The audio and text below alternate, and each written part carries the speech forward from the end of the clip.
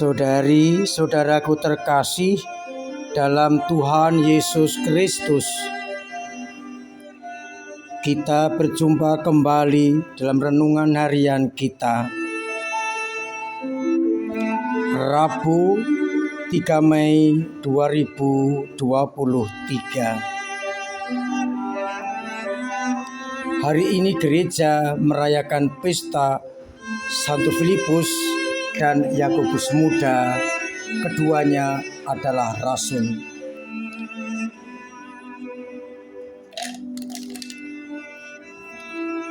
Filipus rasul berasal dari Betsaida di Galilea. Ia murid Yohanes Pemandi, dan ketika Yohanes memperkenalkan Yesus kepada mereka sebagai anak domba, maka Filipus ada di situ dan kemudian mengikuti Yesus.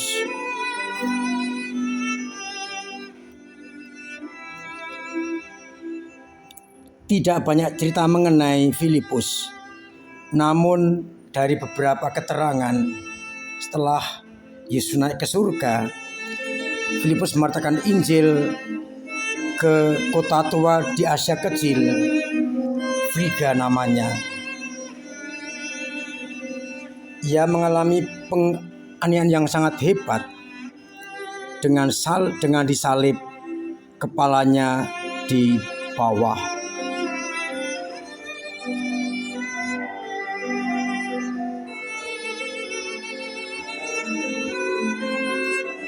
Ia dengan tidak ragu-ragu mengikuti Yesus dengan segala konsekuensinya. Filipus kita kenal lewat pergandaan roti. Ia juga yakin akan kedudukan Yesus sebagai Mesias.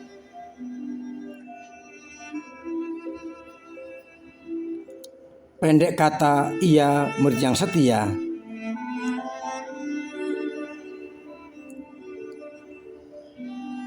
Sedangkan Yakobus adalah Yakobus Muda. Ia termasuk kelompok para rasul. Ia dikenal sebagai anak Alfeus, saudara sepupu Yesus.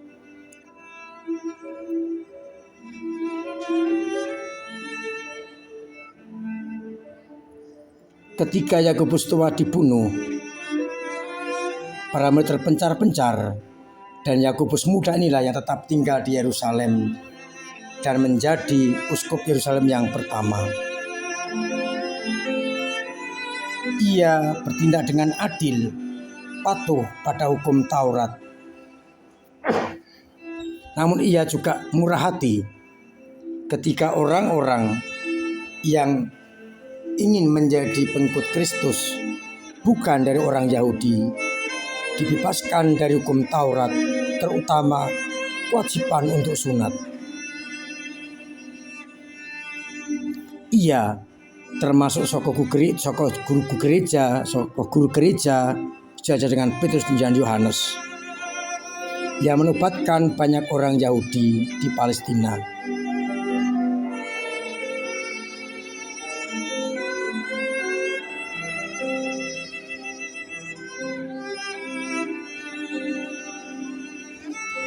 Yakobus Muda setia sampai akhir, dan menurut cerita, ia ditangkap dan dilemparkan dari menara bait Allah dan dirajam hingga mati. Saudari-saudaraku terkasih dalam Kristus, kita bersyukur atas orang kudus ini dan mohon agar kita dimampukan menjadi anak-anak pengikut Kristus yang setia, yang sungguh berani menyerahkan hidup sampai akhir. Saya akan mengambil bacaan Injil sebagai titik permenungan kita. yang dikutip dari Injil Yohanes bab 14 ayat 6 sampai 14, di mana kita mendengar amanat Yesus kepada para murid yang masih mempertanyakan, Bapa atau Tuhan, tunjukkanlah Bapa kepada kami, dan itu sudah cukup bagi kami. Yesus menerangkan kepada para murid, barang siapa melihat Dia, melihat Bapa yang mengutusnya, atau setidak-tidaknya percaya akan pekerjaan-pekerjaan yang telah dilakukan oleh Yesus.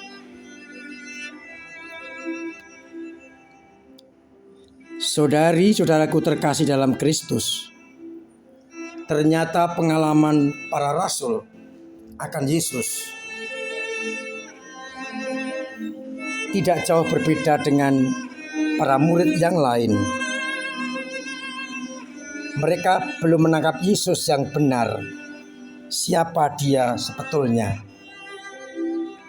Ini terbukti ketika Filipus bertanya atau meminta kepada Yesus. Kata Filipus kepada Yesus, Tuhan, tunjukkanlah Bapa kepada kami, dan itu sudah cukup bagi kami.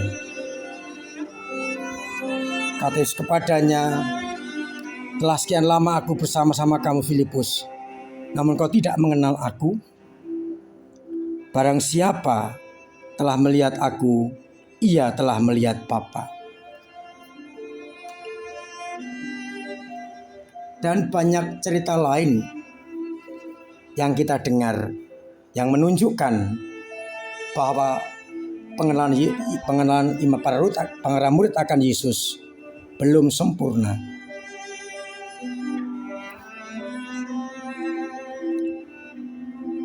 Maka Yesus menegaskan kepada para murid,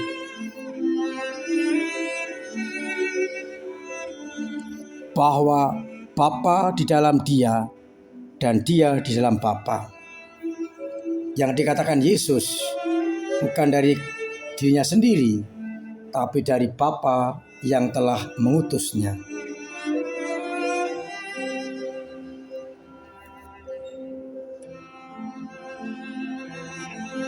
Menjadi pertanyaan kita bersama, bagaimana pengenalan kita akan Yesus Kristus? Apakah masih seperti kebanyakan para murid pada umumnya yang akhirnya mengundurkan diri? Ataukah seperti para murid meskipun tidak mengundurkan diri namun belum tepat menangkapnya?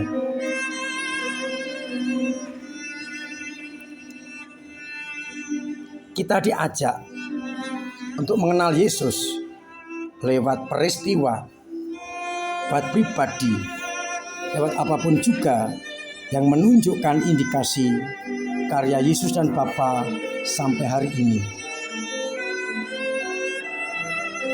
Mukjizat masih ada sampai hari ini, namun tidak seperti pada waktu itu. Tapi ini menunjukkan Allah bekerja lewat Yesus Kristus sampai hari ini di tengah dunia.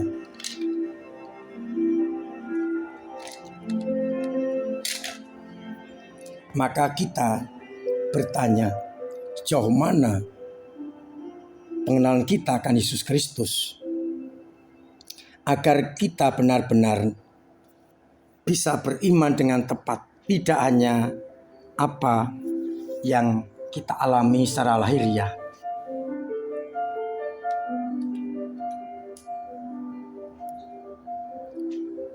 Saudara-saudaraku terkasih, dalam suasana suka, mudah bagi kita untuk beriman, percaya, mengandalkan Dia. Tapi dalam sesuatu yang sulit, bagi kita agak susah juga. Maka kita boleh bertanya, bagaimana iman kita? Apakah Yesus kita imani dengan segala konsekuensinya dan situasi apapun juga, ataukah kita hanya beriman kepada Yesus ketika situasi menguntungkan kita?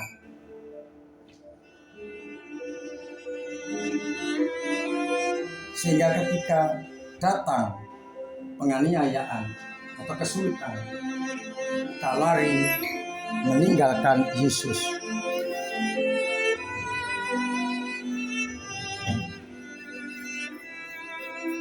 Harapannya kita beriman seperti para murid setelah kebangkitan, tetap yakin dan setia dalam situasi apapun juga, sehingga tidak akan mundur sedikit pun. Maka kembali pertanyaan kita, bagaimana kita mengikuti Yesus Sang Guru kita? Mudah-mudahan kita mengikuti dalam situasi apapun, napak tilas foto dalam, menyangka diri, memangku salib sambil mengikuti Kristus. Tuhan memberkati kita sekalian. Amin. Marilah kita berdoa. Bapa yang penuh kasih, kami bersyukur Kau ingatkan agar kami setia kepadamu dalam situasi apapun, sehingga kami tidak terkejut dan takut menghadapi tantangan dan kesulitan, karena kami memangku salib mengikuti putramu. Bantulah iman umat yang lemah, sembuhkanlah yang sakit, ringankan beban-beban, dan urailah masalah-masalah, serta bantu yang kesulitan ekonomi, agar mereka tetap mengandalkan Engkau di atas segala-galanya. Maka ya Bapa, bantu dan sertai kami dengan berkat-Mu sendiri, Bapa dan Putra dan Roh Kudus. Amin.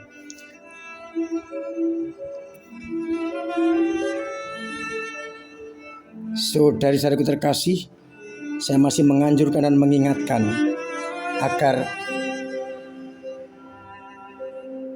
tetap menjaga protokol kesehatan dengan pakai masker, cuci tangan, pakai hand sanitizer, jaga kondisi, booster kedua, jauhi kerumunan agar terbebas dari virus corona.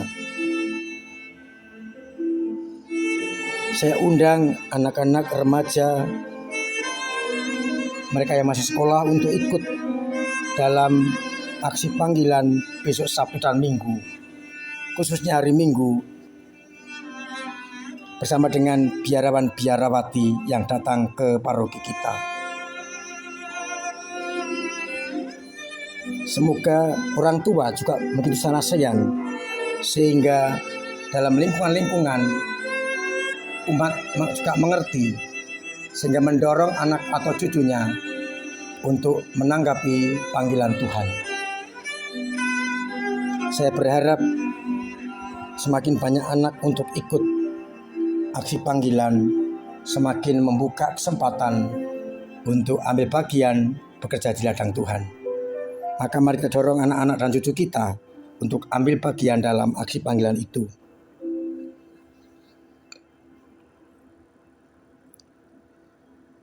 Akhirnya saya mengucapkan selamat pagi, selamat merenungkan, salam sehat, Tuhan memberkati.